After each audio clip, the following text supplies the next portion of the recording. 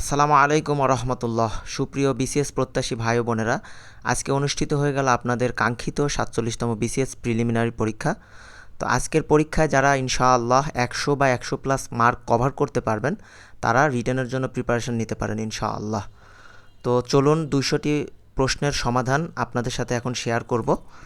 তো যারা নতুন তারা আমার চ্যানেলটিকে সাবস্ক্রাইব করবেন ইনশাআল্লাহ। ধন্যবাদ সবাইকে। আসসালামু আলাইকুম রহমতুল্লাহ।